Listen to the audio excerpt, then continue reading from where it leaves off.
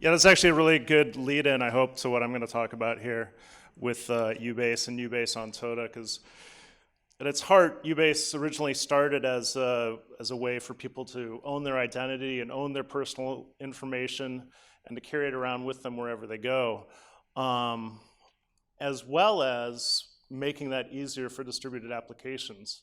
Because in the distributed application world, we want to be able to move between all these applications, sometimes using our personal identity, sometimes using our social identity, sometimes using our healthcare identity.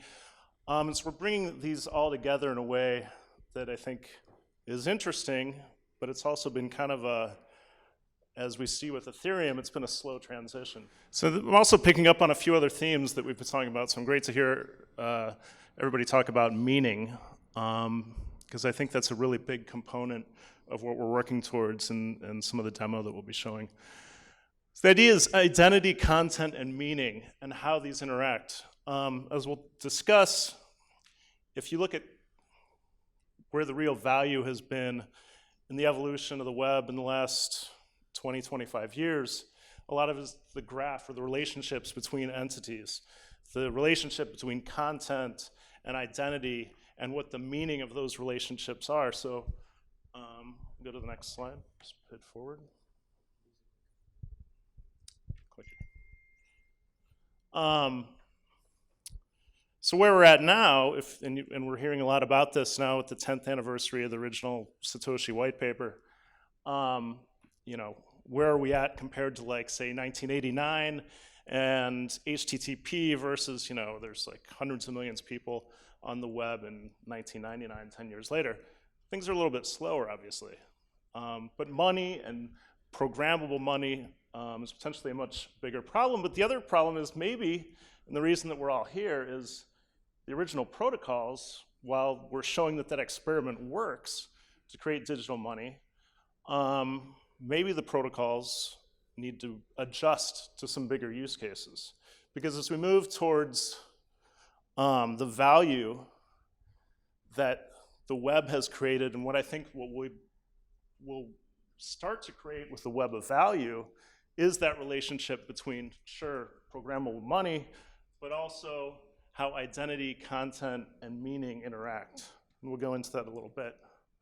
Obviously, that relationship between content and the original PageRank algorithms, how pages relate to each other, with Facebook, how people relate to each other, and how all those things relate to the content that they like or dislike, it's worth a lot of money. It's over $1 trillion now just between those two companies, and obviously there's a lot of assets with Amazon that are also how people relate to content or how people relate to products. It's a big problem, and it'll become even bigger with the value web that we're building. Another way to look at this is that, and I'm not the first to use this metaphor, but the simple wallets that we see today with Bitcoin are a lot like the original browsers. They allow you to go to different addresses. They allow you to interact with the currencies or the new kinds of value that you're seeing out there. But they're still kind of primitive, but also because the use cases that we're allowing around cryptocurrency are a little bit primitive because of the problems that we just discussed.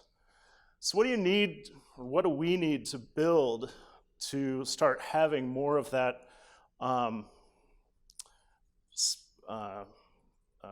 propagating cycle between identity and individuals, content, and the meaning between people and content and the people that they know? One is more flexible identities, and that's one of the big issues that YouBase has been working on. We use, to get slightly technical, hierarchical deterministic Bitcoin wallets based on BIP32 that are a hierarchy of public-private key pairs that then allow you to map that to structured data. And those different types of structured data can be different kinds of profiles. The data and content must be crypto compatible. So that's the other part of YouBase, is that we can put data in a way that can be looked up through these key pairs to a back-end data store that's also crypto compatible. Now, building that on top of Toda, we get all the benefits that were just talked about. Low cost, high throughput, low latency, and very high privacy. At the end of the day, We can then pull together these personas that can include demographic information, information that only I decide that I want to share. So our social media profiles, our health profile, as well as token ownership. And so what that starts to look like is, and I'll be playing Alice in a moment, Alice's wallet and Alice's identity, maybe her social identity, can interact through tokens that have meaning with Bob's wallet that contains Bob's content. Maybe Bob put up a YouTube video, or maybe he did a post, or maybe he posted a product. He posted something online somewhere, or even in an application. Where we get to is with tokens then that are low cost and highly scalable is a way to make that relationship between Alice and Bob much more meaningful by being able to map that transaction and be able to look at then the graph of interactions between people and the things they like and don't like. With that, I'll demo a little bit about the proof of concepts we're working on.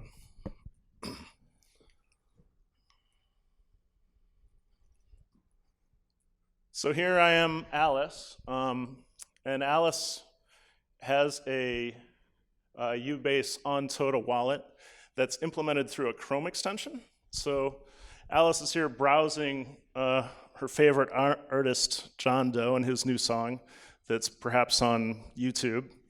So she clicks on the Chrome extension, similar to like a MetaMask, and says, hey, I want to like that.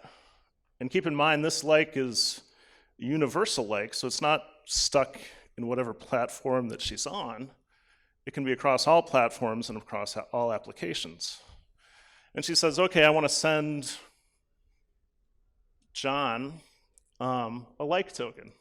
So she pulls down the Chrome extension, clicks on the send like token, gets a transaction sent that shows who she sent it to, the time, and different metadata that go along with that, which can include a kind of meaning, like, that it's a like token, but it could be any kind of token. It could be a cat or a zombie or any other kind of crypto creature.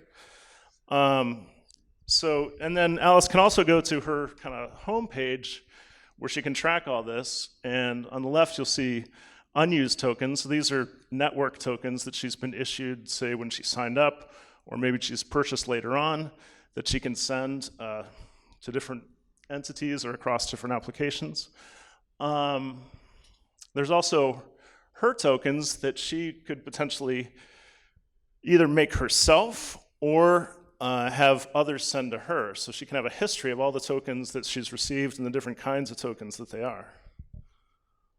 She can also then go look at her received tokens and see, and this could certainly be a graphic display as well, but you can see who the token is from, what platform it was on, the time, and this is all independent of any single platform or any single website. And the last thing we'll show is that she can also create her own tokens. So because there's metadata that comes along with these tokens, she can also create an Alice Loves token. So it has a little bit more meaning, and she can issue as many of those as she wants, or create even something new. So there's really no end to the kinds of tokens that people can share. We'll go to the next slide that shows a little bit about how they're unique.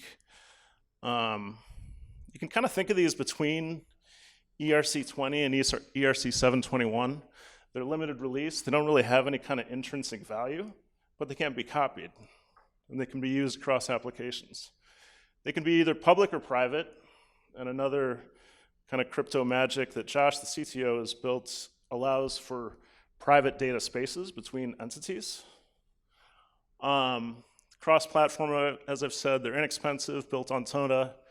They come with metadata, which ascribes a little bit more meaning. But finally, and maybe the most important part, is that then we can start to see that graph of interactions between people and content and value that is missing in networks today. Of course, these tokens could also be redeemed for whatever people decide they are redeemed for, because they can't be copied. So it could be tickets, it could be access to exclusive content, because you have a possession of it. or whatever the issuer chooses. There's a number of revenue streams that I think are doable that we're working on and testing. Certainly purchasing limited release tokens that, like we've seen in other networks. Storage networks and providing storage to the wallets in the back end. They can be, IPFS, it can be any kind of really storage that people choose. If you want to publicly attest that a transaction has happened, you can record that on Ethereum, and we can charge for premium gas on that.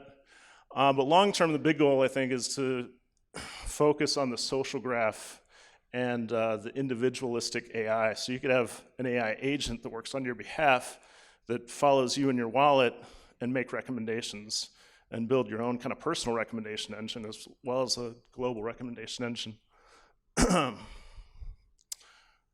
And obviously this is really keen to network effects, and we're starting to work with some of the top marketing people that have launched multi-million-dollar projects like this. So we're raising money right now to complete the proof of concept, and thank you for your attention.